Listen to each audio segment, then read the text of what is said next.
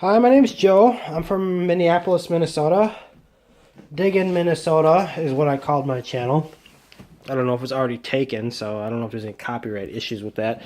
But in this kind of field of business and activity, what can you expect? You can only have so many names.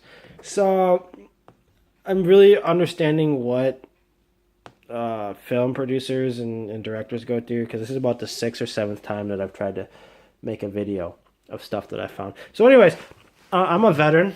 I served in the Army in Iraq, but that's not why I'm doing this. I do this because I have a passion for metal detecting, and this is nowhere near everything that I found. I've been doing this for about a year and a half, and I find it very therapeutic. So I don't have to work full time. I don't have to work for the man. I work for myself and my wife and in our future, I guess, our retirement. And like I said, these are some of the best finds of 2016. New season's going to start wrapping up here about 2 weeks from now, towards the end of February. It's supposed to be an early thaw. So I just thought I'd go through some of this stuff and show you what I've learned. Like I said, I do this about 6 to 8 hours a day, or was doing this 6 to 8 hours a day during the fall, or spring, summer, and fall. And I just found a real passion for it. For some reason, it clicks. Just like some people like adding numbers, and some people like driving a bus. I like finding stuff in the ground, cool stuff in the ground. So I'm gonna go through a lot of this stuff real quick here, because I've only got 15 minutes for videos on YouTube until I get some kudo points from YouTube, and then I can do longer videos. So I'm going to go through some of these things, tell you the stories behind them, and give new detectorists or people who are just starting something to look forward to, and also some tidbits of information that I learned just from doing this in the past year. So I'm going to start out with this 1902 Barber $50, which I found on a vacant lot 3 months into detecting. My first real big silver score. And that lot was a vacant lot in North Minneapolis, close to where I used to live, still close to where I live now. But I went out there about 2 or 3 times, and I found a lot of stuff. I found that about 5 feet away from that. I found a 1893, 1883 Indian head. I found a couple silver rings. This is one of them. The other one my wife has and wears now. I had like 9 pink gemstones on it. Mark Sterling. That's about all I know about that. But she wears that now. That was her Christmas present. So, yeah, just a lot of stuff. I also found a bunch of wheat pennies on there and various stuff. An old pearl-handled commemorative or advertising pocket watch. So I found a lot of stuff, anywhere from Tootsie Toys to old bracelets, harmonica reeds, a watch fob you can see in there. Just a lot of different stuff. So the next one I want to talk about is actually the 1943 Walking Liberty $50. I found that in the same plug or same hole as 5 Merc dimes, which you see here. I mean, they're not the ones that I actually found them with, but there were 5 different Merc dimes in there, all from the 40s. So I think one from the 30s, and then there was a Rosie in there too. And anybody doesn't know what a Rosie is, that's a Roosevelt dime. So I found a bunch of Barber dimes too. Anybody doesn't know anything about the Garrity Pro? It is a silver hound, maybe not so much as the Kinetics or the Mind Lab, but it definitely scores high on reading silver. The one right here, and I'll point to it. I'll just pick it up, I guess. Hold on, sit down. So this is actually a 1921 key date Merc dime. I found it on a beach in Minneapolis, along with 2 Roosevelt dimes right there, and then right here. And that was a good day. So I found a lot of wide variety of silver coins. I have a 1968 Canadian silver that I found on a vacant or on a lot with a house still on it, boarded up house. I found this 1899 Canadian 5-cent piece. That was pretty cool. You just never know what you're gonna find when you go out there and do vacant lots. 'Cause people travel, you know. People did a lot of the same things that we do now. It was just took longer and there wasn't as much information or technology.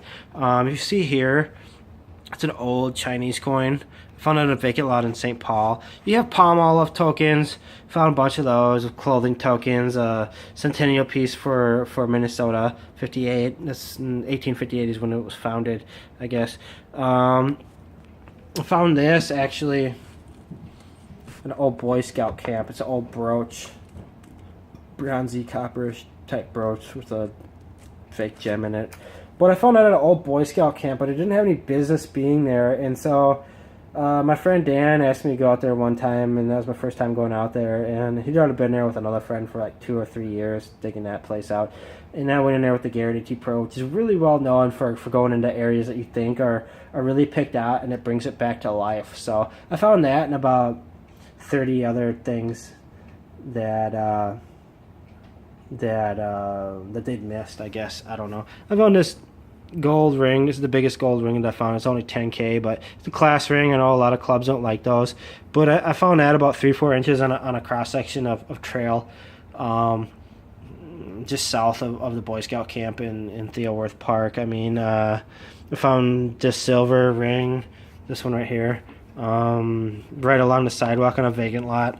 So like I said, like when you're doing vacant lots, you're doing houses and stuff, really pay close attention to about the 3 to 4 inches along the sidewalk on either side. So like the grass strip between the road and the sidewalk, and then the grass between the property and the sidewalk, and really pay attention to that, because that's where a lot of things are dropped, just because that's a higher traffic area. You know, you got to figure location equals people plus time. So whatever the location is, the more people over a longer period of time is going to be you're going to find the most stuff typically, and that's what I found. And just a lot of various stuff. I found I call this right here, this is a old locket from the 30s or 40s.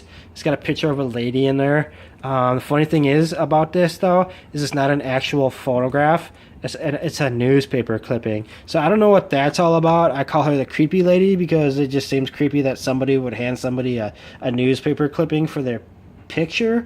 But if it was during the 30s or even the 20s and 30s, going into the 40s, people didn't have a lot of money back then, so you got to understand that they would have had to do whatever they did. So I'm just figuring it was somebody giving their sweetheart something to think of them of. But it's a really feminine locket, so like I said, I don't understand what the lady's doing in there. It should be a picture of a man or something. I don't know. It is what it is. I really don't know. But just to show you the performance of the AT Pro, I found this sterling silver spoon about a block away from where I live, on a vacant lot. And I'd searched that vacant lot a bunch of times. I found a bunch of old vintage toy cars and 1883 Indian head, and there's a bunch of stuff there. And then I was searching this right before Christmas, this past Christmas, and when the ground still wasn't too frozen. And then bang, I dug about 3 inches down, and I got a really screaming silver hit, and 3 inches down was a sterling silver spoon, which is really cool. So it just goes to show what the capabilities of a Garrett AT Pro really are. It can go from extreme heat or to extreme environment to hot to cold to woods to parks to beach to just basically anything that you want to go, anywhere you want to go, just like the credit card. It's everywhere you want to be. So wherever you are, there it is. I found this 3-ringer close to Fort Snelling. You're not allowed to dig on the state park around Fort Snelling, but I found it pretty close to Fort Snelling. It's been fired, so that's some old Civ. Yeah, so actually, I found that. Round ball, I found this in Theoworth Park. Some guy at a club tried to downplay it. Somebody fired it recently, but if it's down 4 inches, that's not recent. That's pretty old, and who knows? Transit tokens, Keeney refreshment tokens. I found this old brothel token on a vacant. My mother-in-law was visiting us. My wife's mother.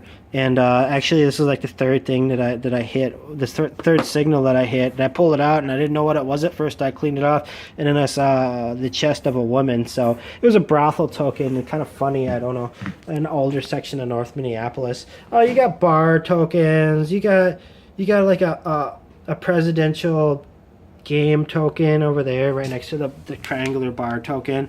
Aluminum tokens. Seems what they used a lot of, those two right there that have like the circular designs, or the multiple circular designs on there. It's kind of beat up. Those are old saloon tokens. Norwegian tokens, like I said, just a wide variety of stuff. And like I said, this isn't the totality of the silver that I found. I made a lot of mistakes when I first started. So just to show you some more stuff real quick, and then I'll get into just some advice, I guess, or suggestions. You're gonna pick up Tootsie Toys. You're gonna pick up horse tack.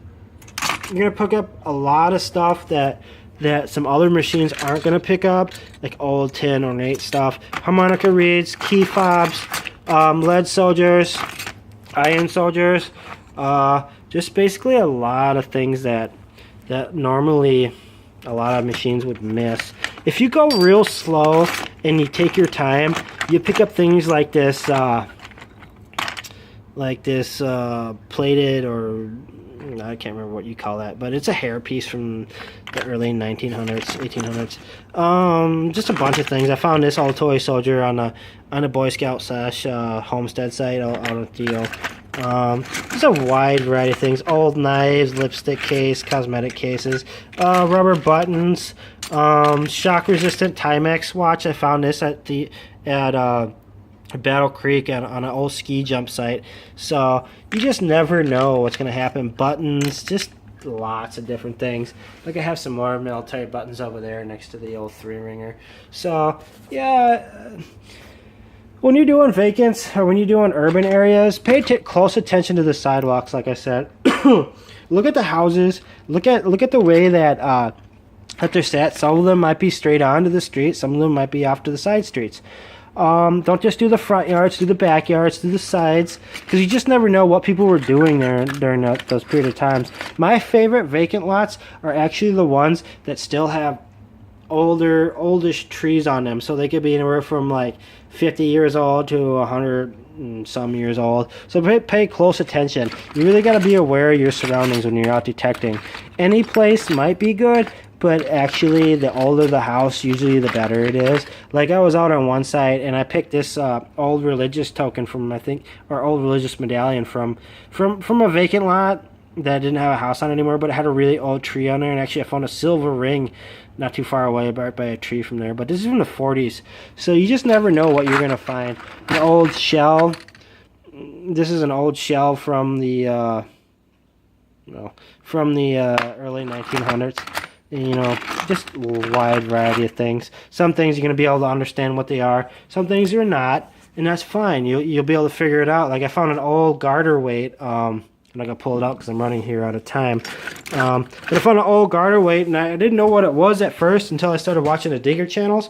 And a guy had like a row of 5 of them on his channel, or in his presentation. And yeah, and then I was like, oh, wait, no way. You know, so that's just the way it goes. I got a lot of great sites coming up. I'm gonna get a GoPro this spring and a new laptop actually too, so it's gonna be kind of an expensive year, but I really look forward to doing some live digs, semi-live digs, and some after show or after dig reviews, and I'll really be able to clue you in on what's going on up here in the north. And the cold land that everybody thinks it is. And there's actually a lot of history that went on here, old Indian battles and stuff like that. And a lot of settlers and logging camps and just different stuff going on up here that, you know, each area of America is different. So anything that I could say is go out there and have a lot of fun, be respectful of the property, be respectful to other people and the neighbors and stuff. Ask questions, because you never know what information you're going to get. And when you're first starting out, dig every signal. I know it sounds like a monotonous job, but after a while you're going to figure out what things are, and then you'll be able to better dig them out. So fill your holes, have fun, be respectful, and enjoy the sport. I'll talk to you more later. Bye.